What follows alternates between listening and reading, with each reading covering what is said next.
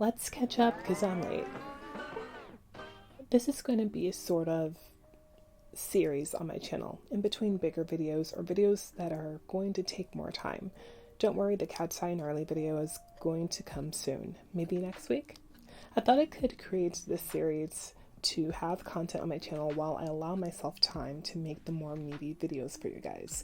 I don't want to feel the need to rush, so this is what I'm going to have in between bigger videos. I hope you guys enjoy this, and feel free to make suggestions down in the comments. Maybe there's something else I need to get caught up on, because there's always something happening in the K-pop streets. So if there's any music video that you want me to check out, any new artists that you want me to check out, feel free to leave in the comment section down below. Episode 1 is Blackpink Solos.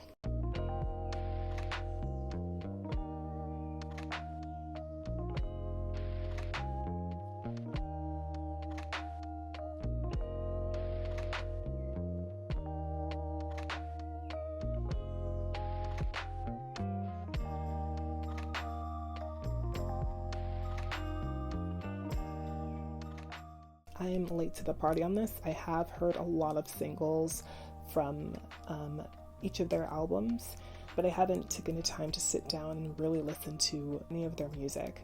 So I'm going to do it today, and I hope you guys enjoy my commentary. Disclaimer, I'm going to be very brutally honest about my opinions of their music and songs, so if that will offend you, you can leave the video, you can turn off the video, feel free, I won't be offended.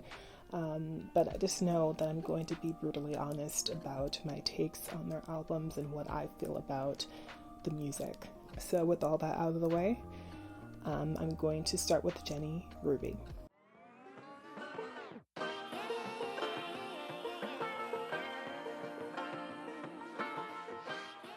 So the first track with the intro, Jane with FKJ. I like the instrumental as an intro to the album. I like how whimsical and floaty it feels as you listen to it. I know intros like this or interludes on an album are an acquired taste, but I don't mind them personally. I think they're a great addition to the story being told on a given album. So let's see how this one aids the story Jennie brings to life. Number 2, Like Jennie. I have already listened to this song a million times before listening to this album, and of course, I love it. Its hook is so addicting. This is one of the most addicting, self-aggrandizing songs I have listened to in a while. A big way to introduce yourself. 3, Start a War. First thought is I like the production and the melody. The song seems to be about how she's a ride or die for someone in a given relationship. She's dedicated to this person. Jennie's singing style here is lax, maybe too relaxed. I think there needs to be more emotional intensity in her delivery here, so that there can be believability in what she's saying. Because this thing seems like it's supposed to be super passionate, a passionate way to kind of confess your undying devotion to somebody. I find myself not really getting behind what she's saying, because I feel like she lacks any sort of emotional conviction or intensity in the song. 4, Handlebars. Again, I like the production and the melody. The production and melody is really good so far. The song seems to be a follow-up to the previous track. Jennie does somewhat better in her conviction here. However, Dua Lipa stole the show with her delivery in the song. 5, With the IE, Way Up. First thoughts, the intro was funny. I couldn't take it seriously at all. I don't think she even believed what she was saying. The delivery sounds unconvincing, and it didn't help that the lyrics were a bit strange. It seems with this album I'll be at risk of repeating myself, but while the production and melody were interesting, Jennie's conviction is lacking, especially in this song, namely the intro. This song is the first one I really don't like. On to the next one. Number 6, Extra L. I already heard this song as well before listening to the album. On initial listen before, it had to grow on me. Ultimately, I ended up liking the song, especially Doechii. And I'm sorry, but Doechii ate Jennie up on this song. After Doechii's verse, the song finally picked up steam for me. And it's like Jennie's line delivery had more flavor to it as well. I was like, Jenny, where was this in the first part of the song? Next track, Mantra. I already heard Mantra, and upon initial listen, I thought it was okay. I had a pretty lukewarm response to the song. It's catchy, sure, but not my favorite from her by far. Now, it's not on the same level that I put Within IE, but it's still a track I didn't replay often. And I think it's because, it's something that's not really new coming from Jenny specifically. Anyway, next track. This next track, I was pleasantly surprised when she made this a single and I heard it for the first time. I was in love with it the moment I heard it, the moment I saw the music video, and it's because it gave me something I hadn't seen much before from Jenny. Mantra, we've heard from Jenny before. We've seen her do that type of concept, that type of sound, seen those type of lyrics all before, but Love Hangover? Okay. Instead of the all-powerful girly she presented and was branded in Blackpink, she gave us something soft. She showed us something a little different. Now, of course, as we look through the album, we see that softness throughout, but before the release of the album, I was pleasantly surprised and happy with this release. Next track, Zen. Upon hearing this, to be honest, it had to grow on me. But listening to it again for this review, I find myself liking it, especially with the message she's sending out. Her conviction or believability is really good here. This is the song I needed that gave us interesting instrumentation and melody. So far, the album, though it's cohesive sonically, Jenny's delivery has made it feel a bit monotonous. This song is a breath of fresh air, and I really love it, and the music video that's paired with it. Next track, Dang Right. I liked the song and thought Jenny had great chemistry with the two features of the song. However, I wish that Jenny had more to do, because it seemed like the two features had the majority of the line distribution, while Jenny kind of became a feature on her own song. It kind of took me out of the song a little bit to see the features dominate and dominate well, while Jenny kind of just did the hook, and that seems to be it. So, not my favorite on the album. It's not a bad song. It's just I wish they gave Jenny more to do on that song specifically. Next song is FTS. This song is okay. It's hitting the lukewarm category for me. Her emotional believability is better here. Though I know the name of the song is what it is, the profanity came off forced to me in the song, like she was saying it just to say it. It was so unconvincing, it seemed ill-fitted. The lyrics also came off strange, not because I think they were inherently bad, but the writer was trying too hard to make the words or lines unique or interesting. It makes it feel inauthentic to me. For example, instead of saying something like, I'm standing in the rain, they will write, taking off my shirt in the rain. What would be the significance of taking off your shirt in the rain? I guess it would be her laying herself bare, and being naked is leaving yourself vulnerable for the world to see, but I feel like that could have been written differently. To be honest, the album so far has lyrics like this throughout. I haven't mentioned it before because I was consumed with the other aspects of the songs. Maybe this writing can be described as clunky. It makes you pause and hits the ear wrong. It doesn't stick out like a sore thumb or anything. You just notice it when you pay specific attention to the words or read them out loud when you look at the lyrics. Another critique is that the lyrics sometimes don't paint a clear narrative, and I think it's due to the way it's written. I'm not given a full picture of the story. The lyrics so far on the album leave a lot to be desired. They aren't terrible, but they also aren't genius level. I wish actually, in fact, that they kept the lyrics simple. You don't have to try so hard to make the words sound so interesting or unique or anything. You just need to just write simply, especially when it comes to songs, just write what you feel in the moment. Anyway, the next track is Filter. So though I like the production of the song, I didn't like the melody that much. I also think this song was too short, or at least felt short. I wish they added like an extra minute to it. Her conviction was better in the song, and I liked the message of the song overall. When it comes to the subject matter, I think this is like really good for her. But as I said, like the melody is not my favorite in the song, and it was too short. I wish they made it longer. Next track, Soul City. This song is in a lukewarm category for me, and it felt very monotonous. It didn't go anywhere lyrically or sonically. It was like, oh, okay, that's all my thoughts on the song. Next, Starlight. I love this, and Jennie has her best emotional delivery in this song. The only thing I didn't like is her saying starlight bright. The hook will get annoying real fast, so I might like skip over it. If I like start listening to it again, I might skip over that part because it's just like an annoying earworm. But apart from that, I really like the song. And then the final track is Twin. And I love this song. It's a nice and sweet song. Jennie's emotional believability is great here too. And I like the stripped down acoustic she went with here. So that's all the tracks on the album. Now let's get to the tier list. So my criteria for the tier list here is 3 categories.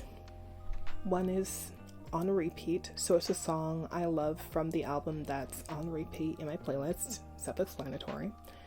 The second category is lukewarm. It's just a song that doesn't move me one way or the other. It's just fine. And then the final category is sure. And of course, it's a song I don't like or can't find myself listening to it again. Let's get started on the tier list for Jennie's album specifically. So category 1 for on repeat is Love Hangover, Like Jennie, Zen, Starlight, Twin, Intro, Jane with FKJ, Start a War, Handlebars, Extra L, and Dang Right. And for lukewarm, I put Mantra, FTS, and Soul City. And then in the final category for sure is Filter and With an IE Way Up. Overall review, 8 out of 10. I think this is a good start to her solo journey apart from YG Entertainment. The album has overall great production and melodies. There are kinks to work out as she continues her solo journey, like her emotional delivery or her conviction when she tackles the different subjects in her music, and also the writing of the lyrics. Even though the lyrics weren't terrible, it still felt clunky at times as I listened to some songs. All the kinks are fixable though, and Jennie can grow and develop over time. Next, let's move on to Lisa's Alter Ego, the controversial album. And I'm going to try my best, but in my script, it wasn't good. I really wanted to kind of root for it and really like it because I don't like the online hate and dunking that people are giving Lisa, which I think is really unfair. Especially since she's like technically new in the Western market. I'm gonna mention it at the end of the video, but I think we definitely especially need to give grace to Lisa as she is a new artist. She's gonna live and learn and grow as an artist.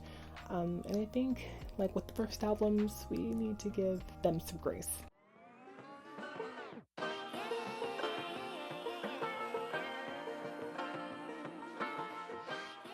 Number 1, Born Again.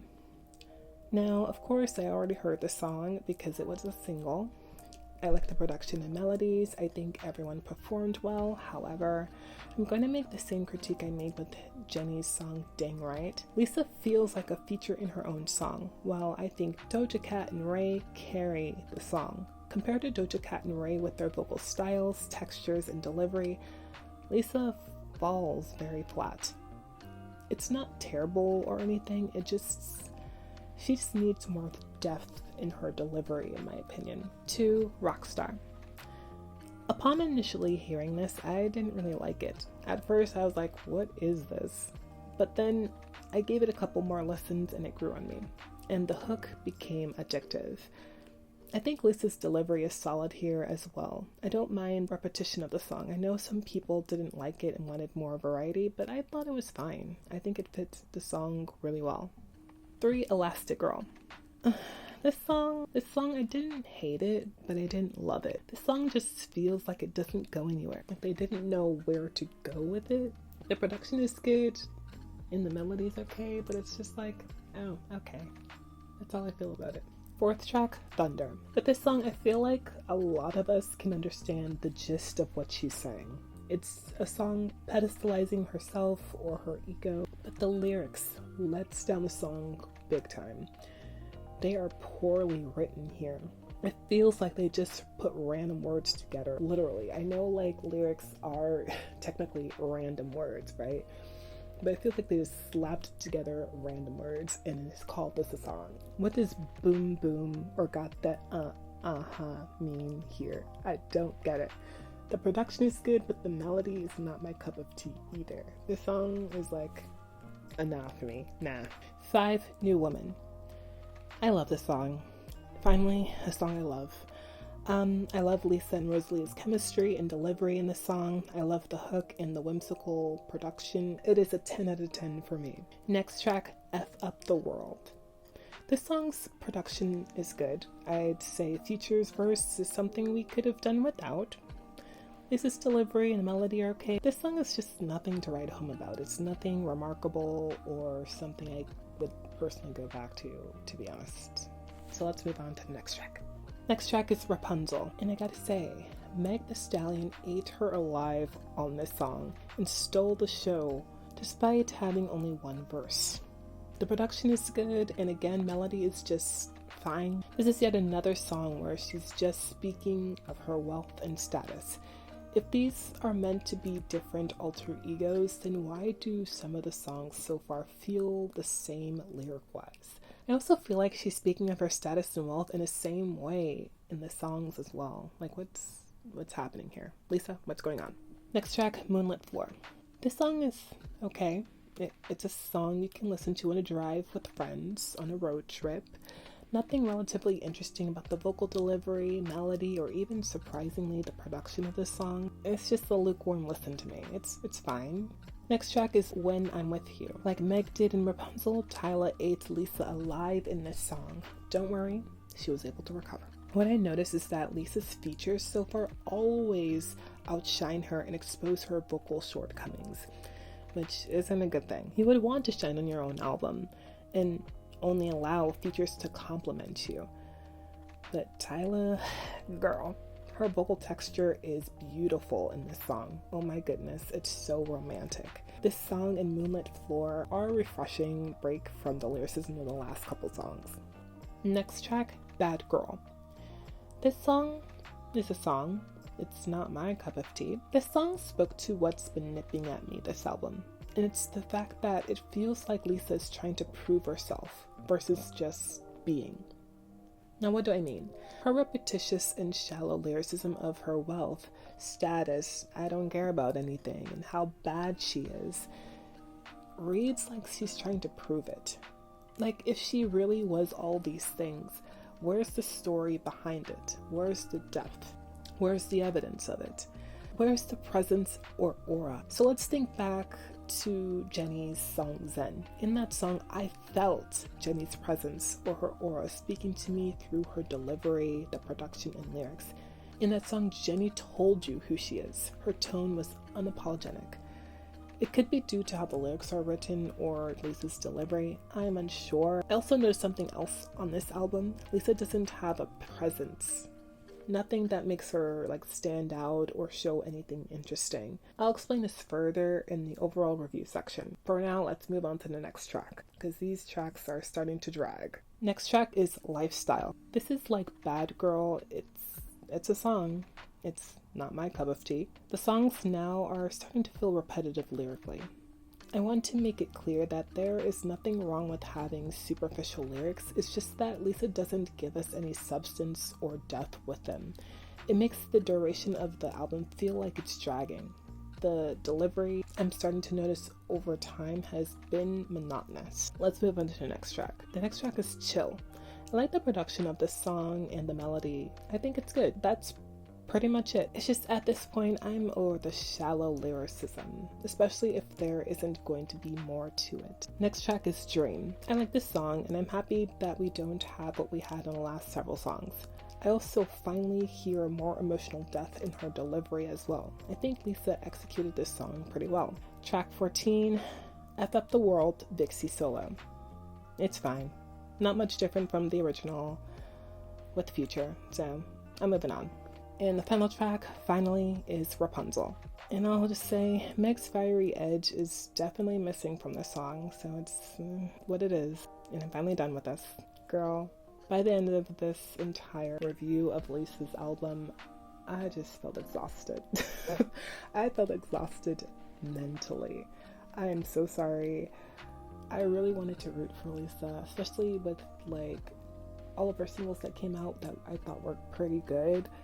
I was hoping the rest of the album had that kind of thing, and girl, it didn't.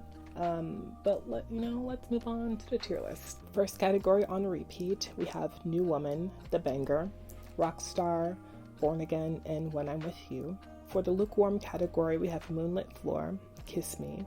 We have Rapunzel, both versions, F Up the World, both versions, and Dream. And for the Shore category, we have Elastic Girl, Thunder, Bad Girl, Lifestyle, and Chill. Let's go on to the overall review. The overall rating for this is 5 out of 10. I am so sorry. This gets a low rating from me. What let this album down the most is its lyrics and the lack of depth they possessed. There's nothing wrong with having shallow or flashy lyrics. It's the fact that Lisa didn't go beneath the surface of those things. She sat at the very tip of the iceberg the entire time.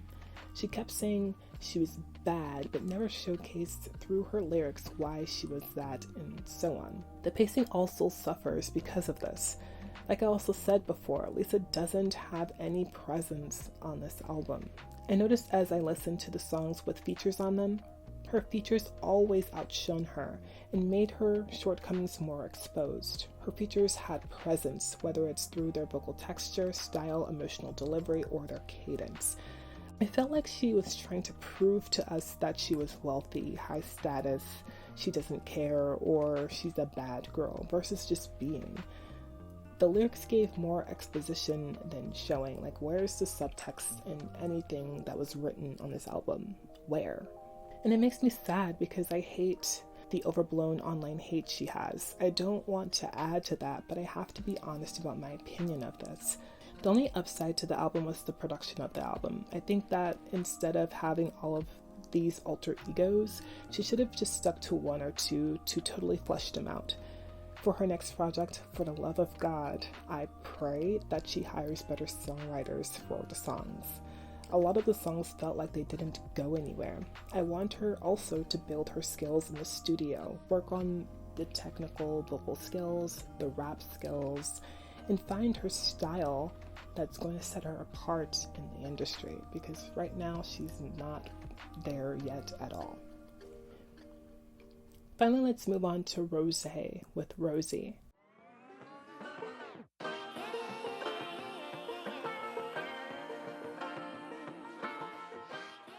First track, Number One Girl.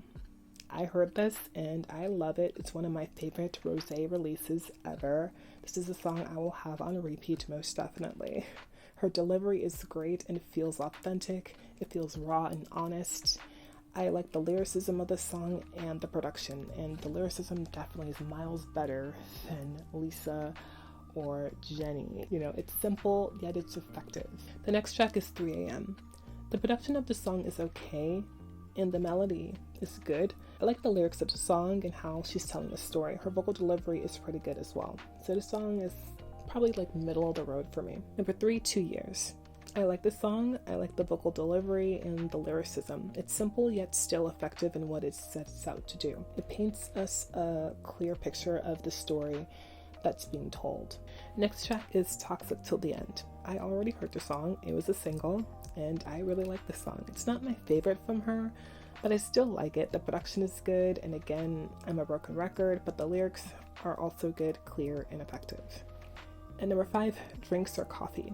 I really like the verses and the pre-chorus of this song. They sound very beautiful. but the hook is just like kind of mid in my opinion. It could have been better. Other than that, I really like the song. Number 6, Apatua. I heard the song and so has everyone and their mothers, and of course the song is good, it's addictive, and I also think Rose and Bruno have good chemistry in this song as well, so 10 out of 10. Next track is Game Boy. The song is fine, nothing, at least to me, nothing to write home about. The lyrics and production are good, but like the song itself feels middle of the road to me. I also saw online that a lot of people like this song, but it's like, I don't know, I just find it pretty mid. Anyway, let's move on to the next track, Stay a Little Longer. I love her emotional delivery on this and the lyrics in it. It sounds so beautiful. The piano is beautiful. The song is great. And I love her vocal cracks in the song and the desperation you hear in her voice as she's singing. Next track, Not the Same. I like the melody, the emotional vocal delivery, and the lyrics. I feel like the production just isn't my favorite. I didn't like the abrupt start to the song either. I'm not sure if they were trying to communicate something by doing that, but it just wasn't my cup of tea. 10, Call It the End. The song is just okay. This is another middle of the road type of song for me. The chorus was wordy and the hook didn't really catch. I understand it's one of the more emotional ballads, but I felt Stay a Little Longer did this more effectively. Next track is Too Bad for Us. This is another song that's just okay. The production also doesn't offer anything awe-inspiring or interesting. Her vocal delivery is fine. It's just middle of the road. Next track, Dance All Night. The production of this track is fine. The lyrics are good with the melody. Her voice is fine. Overall, the song it's alright. I just wish the production for this song specifically was freer or floatier so that you can feel the sense of freedom that she's talking about within the song. I wish it had that quality. And then the final track, which I think might have been a bonus track, because when I look up the list on Genius, it showed it as a track, but like when I looked it up on YouTube, it didn't show it as like any sort of track that was a part of the album. So you can correct me in the comments, but it seemed like it was a bonus track that she added. But I love this song. Vampire Holy is like one of the best songs on the album. A part of Number One Girl. Number One Girl, these two, top 2. Anyway, let's move on to the tier list. On repeat, I have Number One Girl, of course, Drinks Her Coffee, Apatua, Stay a Little Longer, Toxic Till the End, and Vampire Holy. At lukewarm, I have 3 AM, 2 Years, Not the Same, and Dance All Night. And for sure, it's Too Bad for Us, Call It the End, and Game Boy. So my overall review for her album is 7.5 out of 10. I would say the best thing about this album was the lyricism and the vocal delivery. I also think that Rose improved vocally. She's doing things I never heard her do while in Blackpink. It also makes sense why she can give the album emotional depth, given she has experience as a vocalist, of course. I like how conversational she was and how grounded every song was. Like, it seems like you were talking to a close friend, or she was like reading her diary entries. Like, I like that kind of cozy, close-knit feel that you get. The lyrics were simple yet effective and painted a clear picture of the narrative, which is something, like I said, was missing from Jennie and Lisa's lyricism in their albums. It's actually the best lyricism we've heard so far out of the albums we reviewed, so yeah. The production wasn't anything to write home about, though. In fact, I think Jennie and Lisa's production on their albums beat this one by miles, in my opinion. It was effective for Rose's branding and marketing of this album as like the girl next door, but it didn't really provide anything interesting or exciting besides, the Apatua song, which is the most upbeat and poppy song you hear on the album.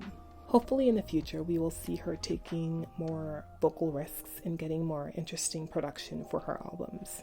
Now let's move on to our final member of the group, Jisoo.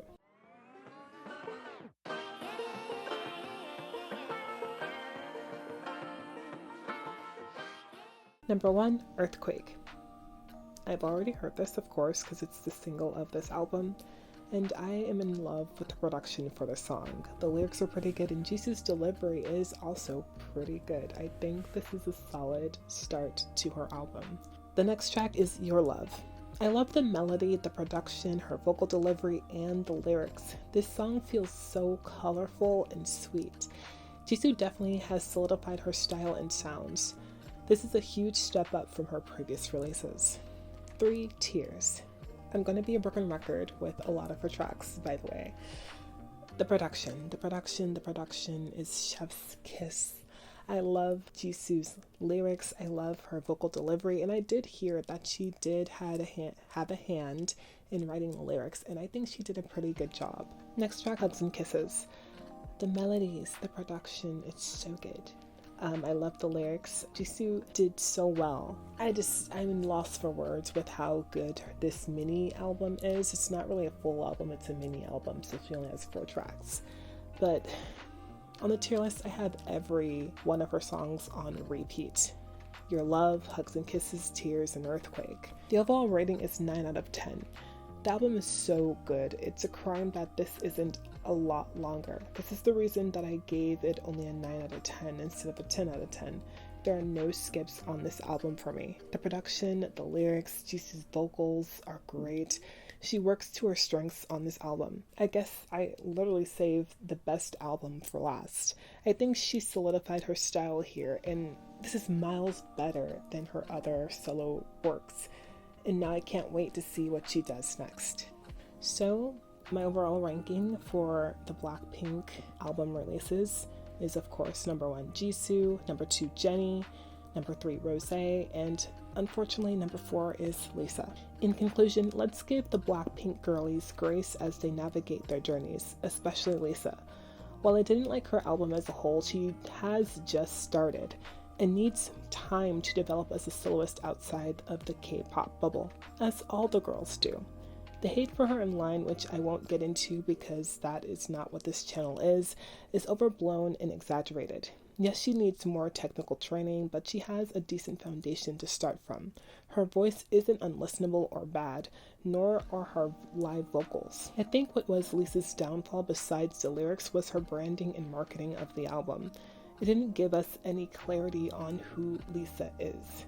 The different persona concept is a risky move for a new artist.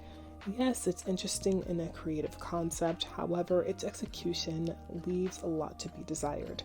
The alter egos should have been reduced to 1 or 2 personas. Their character descriptions should have had more thought put into them. The songs needed more distinction between them so that we could tell who was who. Actually, I think she should have just had 1 concept video introducing them, then created 1 album for one of them so that fans can get to know them. So 1 big video introducing all her alter egos that she's going to start, performing as over time. And then the first album could be just one of the alter egos itself. And then we can get to know that 1 alter of herself. And then on the next album, she would introduce the next persona and maybe have hints sprinkled in of the other one. In this way, her branding and her marketing would have a little bit more clarity. This way, the album would feel more cohesive and less like several different minds or perspectives working simultaneously and clashing with one another. Jennie's album has cohesive production, a great brand, and great marketing that help set her apart in the market. I think this is why her album has done so well. Though her album isn't perfect, it did a pretty decent job of showing us who Jennie is. Rosé also has cohesive production, good lyrics, her branding as the girl next door, and great vocal delivery. However, her marketing could have been better. Yes, she did well with Apata, but I didn't see any other tracks get as much traction as that did. Jisoo also has great cohesive production, good lyrics, great vocal delivery, and has no skips. The only thing is that Jisoo didn't aim for the Western market like the others did. Instead, she stuck to her Korean roots. And I'm not mad at her. I think she has done well. Now I can't wait for their projects moving forward, and feel happy that some members stepped outside the box and experimented, while others refined their styles and stuck to their roots. Now let's go on to the outro, guys. So, I hope you guys enjoyed this video and my thoughts on the Blackpink solos. I'm not sure how long this video has even gotten. If you stuck around this long, thank you very much. And also remember to leave suggestions of what I should check out later in the comment section below, and I'll make sure to see if I can add it in the next episode of Let's Catch Up. But the next big video will be Cat's Eye Gnarly, so look out for that, and I'll see you guys next time. Peace.